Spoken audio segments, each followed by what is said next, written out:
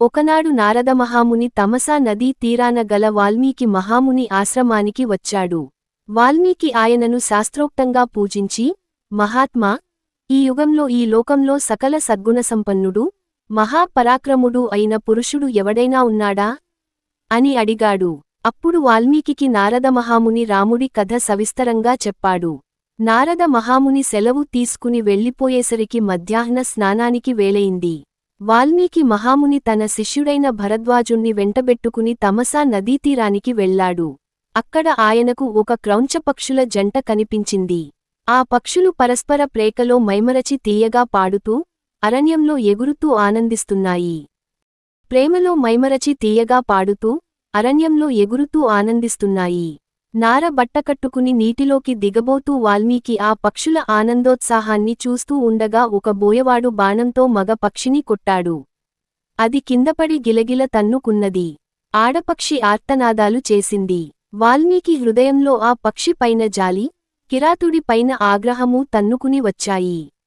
వెంటనే ఆయన బోయవాడితో ఇలా అన్నాడు: మా నిషాద ప్రతిష్టాంత్వ మగమః శాశ్వతీ సమః యత్ క్రౌంచ మిథునాదేక మవదీః కామమోహితం.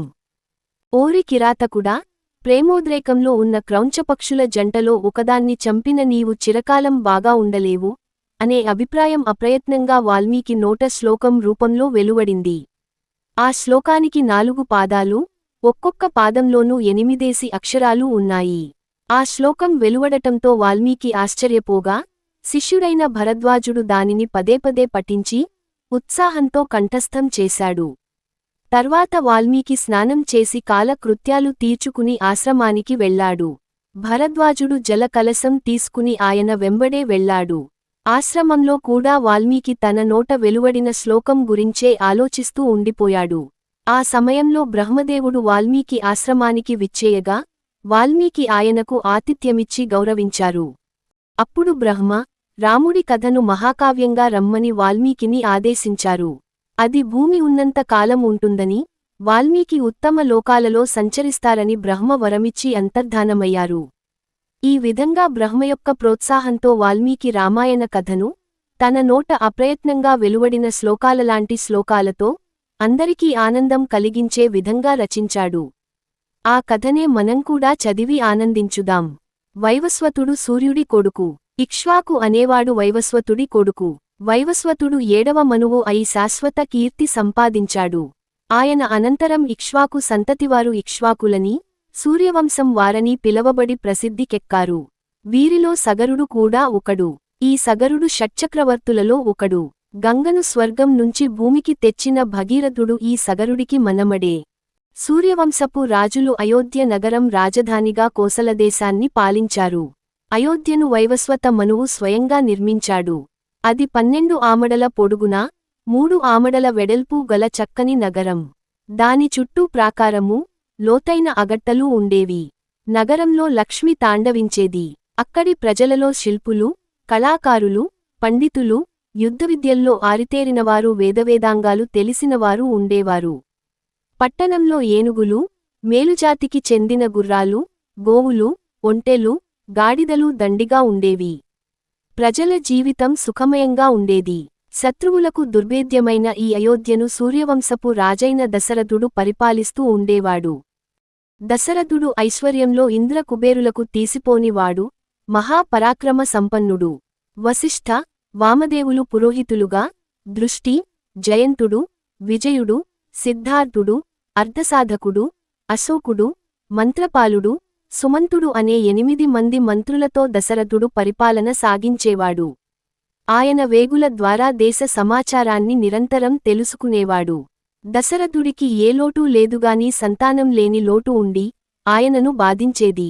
ఒకనాడాయన అశ్వమేధయాగం చేసి దేవతలను మెప్పించి, వారి అనుగ్రహంతో సంతానం పొందుదామని ఆలోచించి, తన మంత్రులలో అగ్రగణ్యుడైన సుమంత్రుడి ద్వారా వశిష్ఠవామదేవులను, సుయజ్ఞుడు, జాబాలి మొదలైన గురువులను, ఇతర బ్రాహ్మణ శ్రేష్ఠులను పిలిపించి వారి సలహా అడిగారు. అశ్వమేధయాగం చేసే ఆలోచనను వారు మెచ్చుకున్నారు. వారందరూ వెళ్ళినాక దశరథుడితో సుమంతుడు, మహారాజా, మీరు తలపెట్టిన అశ్వమేధయాగాన్ని జరిపించటానికి ఋష్యశృంగుణ్ణి మించినవాడు లేడు. అతని వృత్తాంతం చెబుతాను వినండి. అంటూ ఈ కథ చెప్పాడు. అంగదేశాన్ని పరిపాలించే రోమపాదుడు దశరథుడి మిత్రులలో ఒకడు. రోమపాదుడు అన్యాయంగా పరిపాలించటంచేత అంగదేశంలో భయంకరమైన కరువు సాగింది. రోమపాదుడు ఈ కరువు చూసి దిగులు చెంది బ్రాహ్మణులను పిలిపించి కరువు తొలగిపోయే ఉపాయం చెప్పమన్నాడు. మహారాజా, విభండకమునికి ఋష్యశృంగుడనే కుమారుడున్నాడు. అతను ఉండేచోట కరువు ఉండదు. ఎలాగైనా అతనిని అంగదేశానికి రప్పించి సకల మర్యాదలు జరిపి తమ కుమార్తె అయిన శాంతనిచ్చి పెళ్లిచేసి అంగదేశంలోనే ఉంచుకున్నట్లయితే కరువు కాటకాలు పోయి దేశం సుభిక్షంగా ఉంటుంది అని బ్రాహ్మణులు చెప్పారు. రోమపాదుడు వెంటనే తన పురోహితుడు మరియు మంత్రులతో ఋష్యశృంగ మహామునిని అంగదేశానికి తీసుకురావాలని ఆదేశించాడు. ఈ మాట విని పురోహితుడు, మంత్రులు భయపడ్డారు. ఎందుకంటే ఋష్యశృంగుడు సులువుగా అరణ్యాలను, తన తపస్సును మాని ఎవరో పిలవగానే వచ్చే మనిషికాడు. ఆగ్రహించి శపించినా శపించగలడు.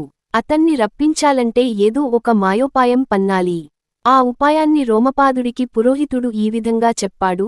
మహారాజా, ఋష్యశృంగుడు పసితనం నుంచి అరణ్యంలోనే ఉండి వేదాధ్యయనంలోనూ తపశ్చర్యలోనూ జీవితం గడిపినవాడు.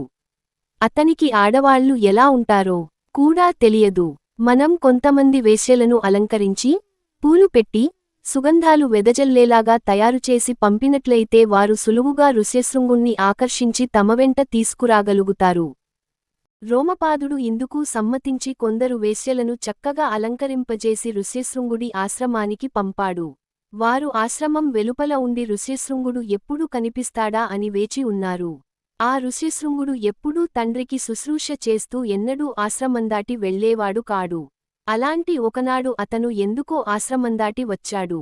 వెంటనే వేశ్యలు పాటలు పాడుతూ అతన్ని సమీపించారు. వారి అందమైన ఆకారాలు, అలంకరణలు, పాటలు, శ్రావ్యమైన గొంతులు విని ఋష్యశృంగుడు ఆశ్చర్యపోయి ఎచ్చరువందాడు.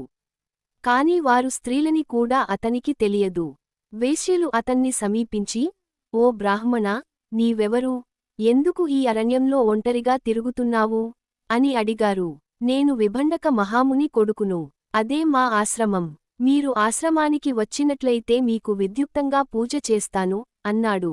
వారు అతని వెంట ఆశ్రమానికి వెళ్లి అతనిచ్చిన కందమూలాలు, ఫలాలు తిన్నారు.